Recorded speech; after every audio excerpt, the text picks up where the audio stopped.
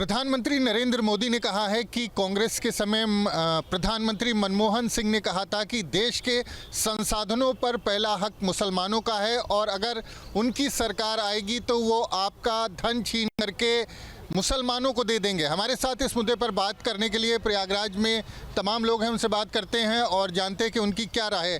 क्या लगता है कि जो प्रधानमंत्री ने जो बात कही वो उसमें कुछ सत्यता है? नहीं, प्रधानमंत्री जी ने जो कहा बिल्कुल सच कहा कि कांग्रेस पार्टी हमेशा से तुष्टीकरण की राजनीति करती है। उसने हमेशा से इस देश के हिंदुओं को दोयम दर्जे का नागरिक बनाकर रखा। अगर आप नेहरू जी के समय से देखें, जब देश आज़ाद हुआ तो धर्म के आधार पर पहले देश का बंटवारा कर दिया और पाकिस्तान और भारत दो टुकड़े हो गए। उसके बाद जब राजीव गांधी आए तो उन्होंने सर्वोच्च न्यायालय का सावानो प्रकरण में जो मामला आया उसको संसद में अपने बहुमत का दुरुपयोग करते हुए भी उसको बदलने का उन्होंने काम किया। फिर मनमोहन सिंह जब प्रधानमंत्री थे तो उन्होंने सदन में खड़े होकर कहा इस देश के हर संसाधन पर पहला अधिकार मुसलमानों का है। तो मुस्लिम तुष्टीकरण की राजनीति करने वाले ये मुसलमानों का वोट पाने के लिए हिंदुओं का किसी भी हद तक नुकसान कर सकते हैं। दूसरी बात, जब राम मंदिर के लिए आंदोलन हो रहा था उस समय यही वो नेता थे जिन्होंने कहा था राम तो हुए ही नहीं, राम तो काल्पनिक थे। क्या राम कोई इंजीनियर थे? उन्होंने राम सेतु बनाया, किस इंजीनियरिंग कॉलेज से बनाया? उसकी डिग्री चाहिए थी उनको। ये इस प्रकार के काम लगातार करते रहे हैं और अगर इनको फिलहाल तो सरकार उनकी नहीं बनेगी, लेकिन वो जहाँ भी रहेंगे वो हिंदुओं के खिलाफ ही काम करेंगे। कर्नाटक की सरकार में भी हमने देखा कई ऐसे निर्णय हुए हैं जो हिंदुओं के खिलाफ हुए हैं। आपको क्या लगता है कि तुष्टीकरण की राजनीति थी जो कांग्रेस के समय थी और फिर से उस बात की क्या आशंका है कि दोबारा आएंगे तो फिर वही करेंगे? कांग्रेस हमेशा से ही मुस्लिम तुष्टीकरण की राजनीति करती रही है।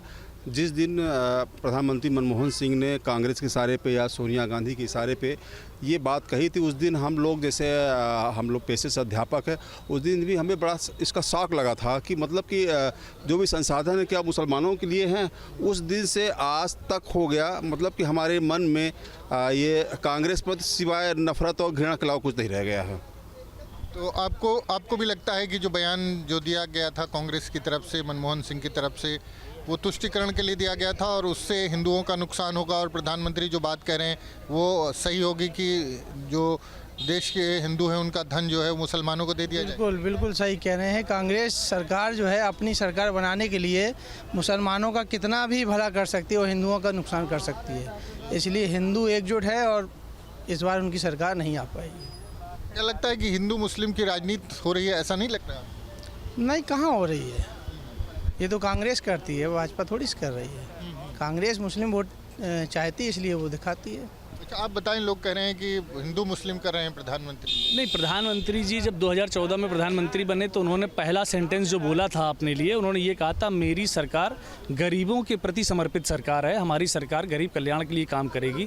और उनकी जितनी भी योजनाएं हैं, चाहे आप मुफ्त आवास की योजना देखें, उज्ज्वला गैस की देखें, उजाला बिजली का कनेक्शन की देखें, शौचालय की योजना देखें, किसान सम्मान निधि देखें, कोई भी योजना धर्म के आधार पर नहीं दी गई। उसका केवल एक मानक था, ज़रूरतमंद और गरीब। जो ज़रूरतमंद है, जो गरीब है, उसको सरकार के संसाधनों पर पहला अधिकार है, वो किसी भी धर्म का हो, वो हिंदू हो, मुसलमान हो, सिख हो, ईसाई हो। अगर वो गरीब है तो ये सरकार की नैतिक जिम्मेदारी बनती है कि उसका उत्थान करने का काम सरकार करे। और ये काम पिछले 10 सालों से लगातार माननीय मोदी जी करते आ रहे हैं। अपनी विभिन्न प्रकार की योजनाओं से उन्होंने उस देश के गरीबों का उत्थान करने का काम किया। हम लोग भारतीय जनता पार्टी से जो लोग जुड़े हुए हैं वो जानते हैं कि हमारी जो पार्टी का सिद्धांत है वो अंत्योदय का सिद्धांत है, यानी समाज के अंतिम पायदान पर जो बैठा हुआ व्यक्ति है उसको उन सरकारी। हिंदू मुस्लिम इसमें कहां से आ गया? हिंदू मुस्लिम हम लोग नहीं कर रहे हैं। हमने तो सारी योजनाएं बिना धर्म के, बिना किसी भेदभाव के दी। लेकिन आज कांग्रेस को ऐसा लगता है कि मोदी जी का जनाधार जिस तरह से बढ़ा है और हम 400 से ज़्यादा सीट पा रहे हैं तो उनको लगता है कि कहीं ना कहीं हिंदू मुसलमान का डर पैदा करके मुसलमानों का वोट वो इकट्ठा कर ले। बस यही चाहते हैं। अभी तो हम लोगों ने उत्तर प्रदेश में आपने देखा होगा कि आजमगढ़ और रामपुर जैसी मुस्लिम बहुल वाली सीटें थी, वहाँ भी सांसद हमारे भारतीय जनता पार्टी के चुने गए। तो हिंदू मुसलमान जो भी कर रहा है वो कांग्रेस और अन्य दल कर रहे हैं। भारतीय जनता पार्टी सबका साथ, सबका विकास, सबका विश्वास, सबका प्रयास, इस फार्मूले पे काम करके सरकार काम कर रही है। आपको लगता है मुसलमानों को उकसाकर उनका वोट लेने के लिए इस तरह की जो कांग्रेस पार्टी है वो काम कर रही है? कांग्रेस हमेशा से यही करती रही है काम मुसलमानों में। हम आपको बता रहे हैं, पहले कश्मीर में जब कांग्रेस की सरकार थी तो सेना के ऊपर जब पत्थर मारा जाता था तो सेना वाले, सेना के अधिकारी यहाँ फ़ोन करते थे, बोलते कुछ एक्शन लेना है, तो सीधे सीधे मना कर दे, आतंकवादी जो कर रहे हैं उनको करने दो, तुम्हें कुछ करने की ज़रूरत नहीं है। अभी तो एक फ़ोटो हमने देखा था, इसमें न्यूज़ में आई थी कि सेना के हाथ में गुलेल दे दिया गया, इधर से पत्थरबाजी रही, उनको गुलेल दिया था। तो कांग्रेस हमेशा से ही तुष्टिकरण राजनीति करती रही है।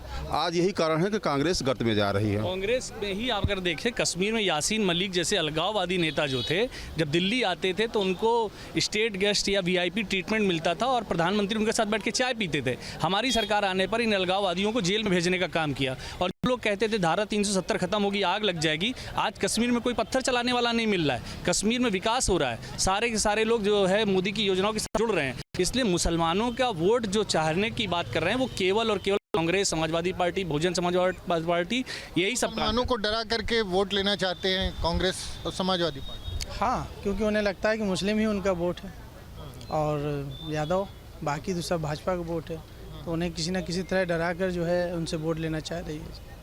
वोट लेना चाहते हैं डरा करके? बिल्कुल बिल्कुल डरा कर वोट लेना चाहते हैं। हिंदुओं को जातियों में बांटो और मुसलमानों को इकट्ठा करके वोट लेना चाहते हैं। कांग्रेस चाहे हो, सपा हो, चाहे लालू यादव की पार्टी हो, चाहे अरविंद केजरीवाल की पार्टी हो, चाहे ममता बनर्जी की पार्टी हो, ये लोग सब कुछ करके किसी तरह से हिंदुओं को बांट के मुसलमानों को वोट पाना चाहते हैं। ये तुष्टीकरण तो इनका प्रारंभिक गुण है, ये बिना तुष्टीकरण की इनकी कभी सरकार बनी नहीं। इस देश में हमेशा मुसलमानों को इन्होंने भारतीय जनता पार्टी का खौफ दिखाया और मुस्लिम समाज के लोगों से भी, इन लोगों ने भी पहला नारा दिया जो अपनी राजनीति की उनके यहाँ समाज का नारा है, पहले अपना भाई, दूसरा जो भाजपा को हराई।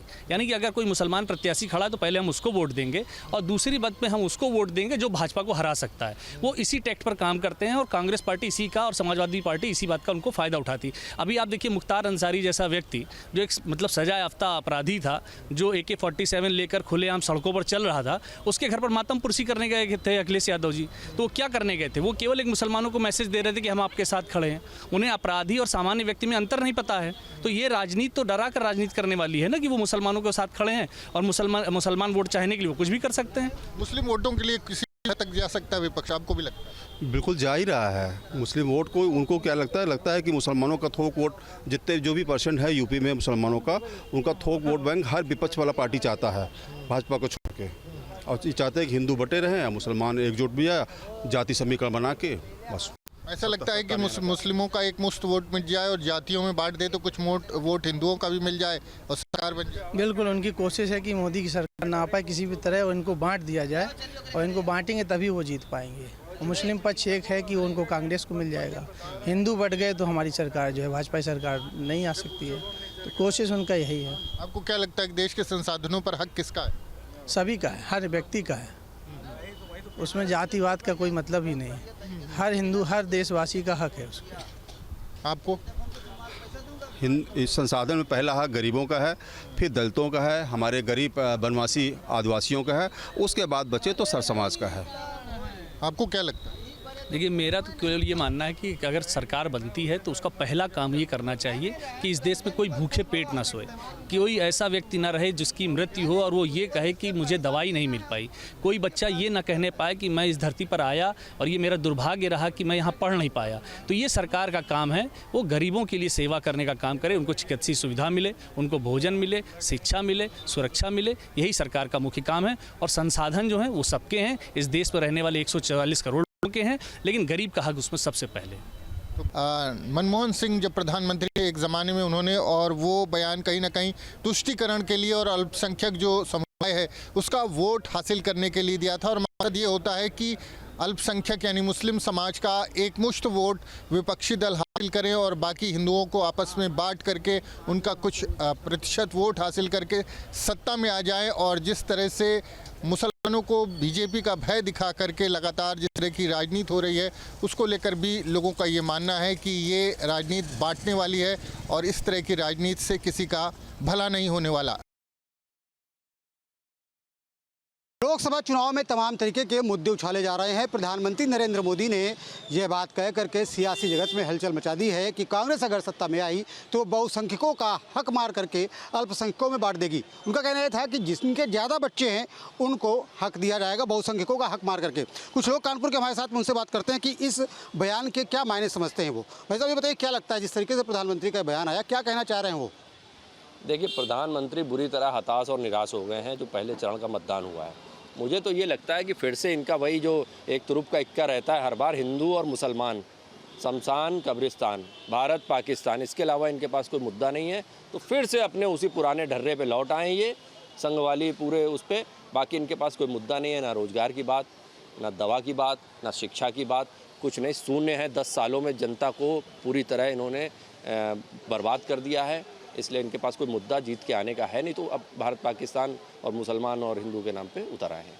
साहब, आपको क्या लगता है, क्या आप आपकी बात से आप इत्तेफाक रखते हैं या किसी और लहजे में ये बात कही गई और उसको प्रेजेंट गलत तरीके से किया जा रहा है? देखिए, ये जो चुनाव में जिस तरीके से नरेंद्र मोदी जी ने ये माहौल बनाने का प्रयास किया और इसी की वो कड़ी थी जिसमें कह रहे थे 400 पार, वो जानबूझ करके केवल माहौल बनाने का प्रयास था। लेकिन जब इन्होंने देखा कि वो माहौल जनता में नहीं जा रहा है और कई प्रदेशों में जो माहौल जो है इनके खिलाफ होता जा रहा है, जहाँ पर ये 100% रूप से जीते थे वहाँ पर ये हार रहे हैं। और पहला जो चरण हुआ है उस चरण में साफ संकेत आ गया है कि चुनाव हार रहे हैं। इसलिए हिंदू मुस्लिम में उसी आपकी बात पर ये आ गए हैं और केन प्रकारेण ये हिंदू मुस्लिम करके ये जो भावनाओं को भड़का करके लोगों में नफरत फैला करके उसका फ़ायदा उठाना चाहते हैं। भाई साहब, आपको भी ये लगता है कि बीजेपी नफरत फैला करके वोट हासिल करना चाहती है? बिल्कुल, ये तो एकदम स्पष्ट है। 2014 में मोदी जी ने एक भाषण दिया था कि हम गुलाबी क्रांति ख़त्म करेंगे भारत से, और उस गुलाबी क्रांति को मोदी जी के ही राज में भारत दुनिया का नंबर 1 देश बना है गौ मांस निर्यात तक। तो ये दोहरी राजनीति है। आप कहते हैं मुस्लिम के खिलाफ, लेकिन उसी पर खाली पैसे की बात आ जाए तो गोवंश मुस्लिम सब काम खत्म हो जाता है। ये दोहरी राजनीति करते हैं मोदी जी। धन पुनर्वितरण की बात जो मोदी जी ने कहा कि अगर कांग्रेस आती है सत्ता में तो कहीं ना कहीं जो अल्पसंख्यक है उनमें वो धन बांट दिया जाएगा, तमाम लोगों का हिस्सा लेकर के अल्पसंख्यकों में बांट दिया गया, यानी वो लोग जो ज़्यादा बच्चे पैदा करते हैं, जो घुसपैठ करते हैं, उन्हें बांट दिया जाएगा। कितना इत्तेफाक रखते हैं आप इस बयान से? देखिए, इसके पहले भी कांग्रेस की सरकार रही है तो क्या हिंदू मुस्लिम एक साथ होकर के नहीं रहे हैं? सिर्फ भारतीय जनता पार्टी जो डरा करके हिंदू मुस्लिमों के बीच में सिर्फ काशी की बात हो रही है, सिर्फ अयोध्या की बात हो रही है, ना कहीं रोजगार की बात हो रही है। और जिस तरीके से हिंदू मुस्लिम में देश फैला रहे हैं और 400 का नारा है, तो कहीं ना कहीं ईवीएम मशीन से ये इस चुनाव को प्रभावित करेंगे। क्योंकि जनता, आप देख लीजिए कानपुर गई लोकसभा चुनाव में 10 लोग अगर जा रहे हों तो आप बात करिए 10 में 8 लोग आलोक मिश्रा जी की बात कर रहे हैं, और उसके बावजूद भी कहीं ये जीत जाते हैं। तो उसमें कहीं ना कहीं बेईमानी भी ईवीएम की डर है कि बेईमानी हो सकती है ईवीएम। भैया, बेईमानी हो सकती है ईवीएम से, क्या लगता है आपको कि या मनगढ़ंत बातें हैं ये? देखो, यूपी का रण बच चुका है, कानपुर का मेन तो मुद्दे पे लोकसभा में हम लोग 2 प्रत्याशी हैं हमारे, कांग्रेस बनाम भाजपा, अब लोकल बनाम बाहर का प्रत्याशी कौन है? माननीय रमेश, ठीक है, हमारा लोकल प्रत्याशी है, 2 बार विधानसभा लड़ चुका है, 1 बार मेयर लड़ चुका है। इसलिए लोकसभा प्रत्याशी आलोक मिश्रा धुआंधार। हिंदू मुस्लिम करके चुनाव जीतने का प्रयास किया जा रहा है, तमाम पार्टियां इस तरीके से करती हैं। इस बार क्या लगता है, फायदा होगा किसी पार्टी को इसका? देखिए, हिंदू मुस्लिम करने का काम सिर्फ बीजेपी करती है, क्योंकि इनको सिर्फ सत्ता चाहिए। क्योंकि चुनाव में राम का प्रयोग, शमशान का प्रयोग, कब्रिस्तान का प्रयोग ये शुरुआत से ही करते आ रहे हैं। इनकी राजनीति ही हिंदू मुस्लिम के बस पर है। और जब हिंदू मुस्लिम तभी करते हैं जब लगता है कि हमको हार का डर होता है। इस बार इनको लगता है कि मेरे अब से सीटें, कहते हैं 400 पार। जब इन्होंने कहा, जिस प्रदेश में कहा, देख लीजिए रिकॉर्ड उठाकर, जितनी सीट बोली है उसके 50% कम होती है। तो 400 पार मतलब 200 पार। इतना घबरा चुके हैं, इसलिए वो हिंदू मुस्लिम को लेके आ रहे हैं। अभी देखिए, शमशान भी आएगा, कब्रिस्तान भी आएगा, पाकिस्तान भी आएगा। इनका मुद्दा चुनाव में बनेगा। अभी तो रोना शुरू किया, इनका रोना अभी और छटपटाना शुरू होगा। आप ये कहना चाह रहे हैं कि पहले चरण में जो उम्मीद थी बीजेपी को, उस तरीके से माहौल देखने को नहीं मिला बीजेपी के लोगों को, यही वजह है कि प्रधानमंत्री इस मुद्दे पर लौट आए हैं? जी हाँ, अगर इनको उम्मीद होती तो इस तरह ये मुस्लिम, अल्पसंख्यक, शमशान, कब्रिस्तान, पाकिस्तान की बात ही ना करते। इनको केवल 10 साल में क्या काम किया है ये अपने काम गिनाते, काम के दम पर सत्ता पे आए थे और काम के दाम गिनाने के बजाय हिंदू मुस्लिम शमशान कब्रिस्तान पे जा रहे हैं। इसलिए चुनाव हताशा इनकी बता रही है, ये चुनाव हारने पर हैं। और ये देख लीजिए आप, 4 जून को देख लीजिए इनका रिजल्ट क्या होगा।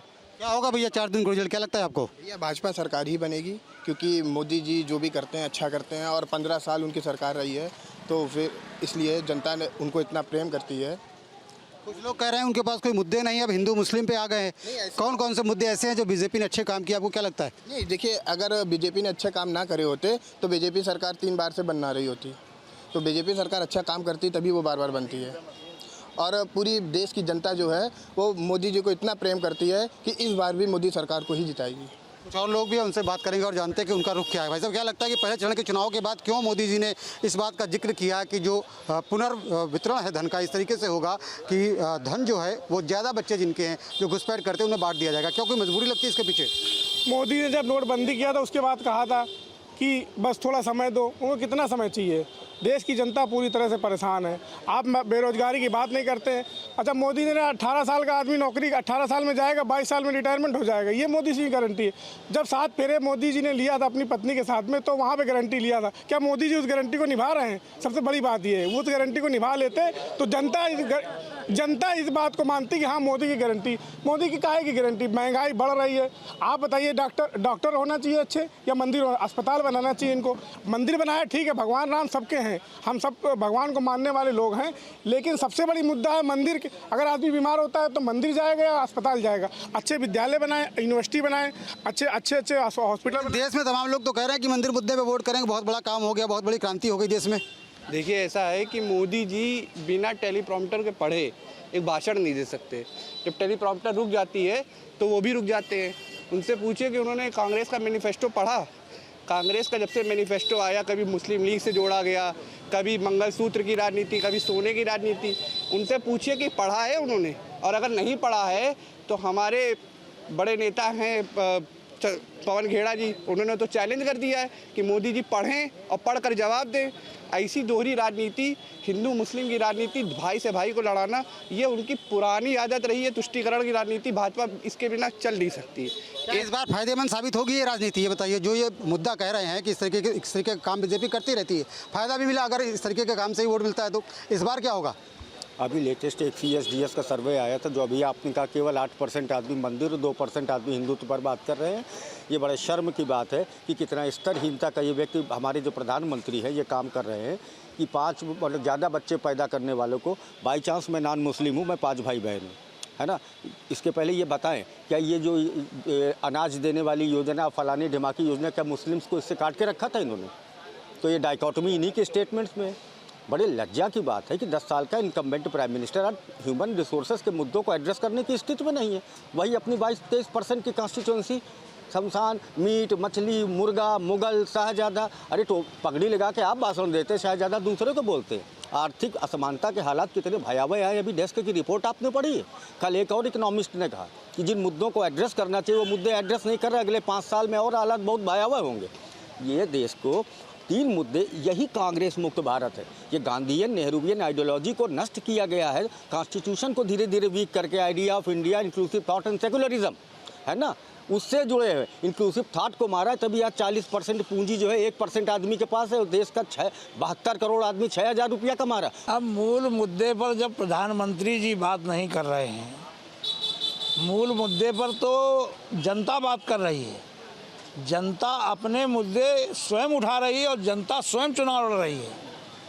और जहाँ तक प्रधानमंत्री जी जो बात कर रहे हैं, तो राम किसी की कॉपीराइट नहीं है। राम कण कण में है, रोम रोम में है। और इसकी प्रामाणिकता इसी बात से होती है कि 100 भाषाओं में रामचरितमानस को लिखा गया, 100 भाषाओं में, और सारे देश, पूरा विश्व राम को मानता है। और बादे मोदी जी के पास कुछ कहने को है ही नहीं, तो कहेंगे क्या? अब आप इससे समझ लीजिए, हीरा खरीदने जाएंगे तो 3% GST आपको देनी है, और जब बच्चे की कॉपी किताब खरीदने जाएंगे, पेंसिल खरीदने जाएंगे, तो आपको 18% GST देनी है। तो ये किस नीति पर है? कफन पर हमको GST देनी है। तो इसके पीछे सरकार की क्या सोच है? और सनातन की आप बात करते हो, सनातन की सबसे बड़ी बात यह है कि जब आप इस भूलोक में आए हैं तो जो संस्कार होते हैं, उन संस्कार में एक वैवाहिक संस्कार होता है। आप वैवाहिक संस्कार में गए और जाने के बाद उस संस्कार का अनुपालन आपने नहीं किया, तो जब आप अपनी पत्नी को गारंटी नहीं दे पाए तो देश को क्या गारंटी देंगे?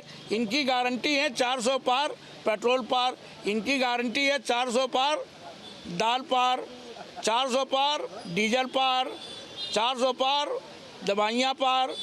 जितनी भी दवाइयाँ हैं, किसी पर भी कोई दवाइयाँ सस्ती होनी चाहिए, रोजगार होना चाहिए, शिक्षा होना चाहिए, स्वास्थ्य चिकित्सा, इस मुद्दे की बात आप नहीं कर रहे हैं। आज इस देश का नौजवान और इस देश की जनता आपसे ये जानना पूछ रही है कि 10 साल का हिसाब दो, हमारे विकास का हिसाब दो। ये 10 साल का हिसाब जनता मांग रही, क्या लगता है आपको, कैसा काम हुआ पिछले 10 सालों में? 10 साल में हिंदुस्तान 40 साल पीछे चला गया है। जो गति यहाँ विकास की चल रही थी वो रुक गई है और ये पहली ऐसी सरकार है जिसके आते ही 10 साल के अंदर महंगाई चरम सीमा पे है, बेरोजगारी चरम सीमा पे है, रोजगार मांगने पे लाठी चलती है और जो रोजगार के नाम पे वैकेंसी निकलती हैं उनमें पर्चा लीक गवर्नमेंट कराती है और इसके बाद नौजवानों से लंबा उसमें ड्राफ्ट लिया जाता है। नौजवानों का आर्थिक शोषण हो रहा है। नौकरी के नाम पे 4 साल की नौकरी, इसके बाद रिटायरमेंट, आर्टिकल उसके नाम पे, चंदे के नाम पर जिन कंपनियों ने चोरी की, हजारों करोड़ रुपया ठेका उनको दिया गया, उनसे 20% कमीशन आपने बांट ले लिया। ये कौन सा तरीका है? ये घूसखोरी वाली सरकार है और इस सरकार का जाना तय है। इस सरकार को कोई बचा नहीं पाएगा और मोदी जी को जेल भी जाना पड़ेगा। तो कानपुर के लोग हैं, कानपुर के लोगों की आपने बात सुनी और ये सुना कि क्या कहना चाह रहे हैं कानपुर के लोग, और उन्होंने कहीं ना कहीं इस बात को कहा है कि सरकार के पास ऐसे मुद्दे नहीं हैं जिनको लेकर के वो जनता के बीच में जाए। यही वजह है कि हिंदू मुस्लिम के मुद्दे उठाए जा रहे हैं, धार्मिक भावनाओं को भड़काया जा रहा है जिससे वोटों की फसल काटी जा सके।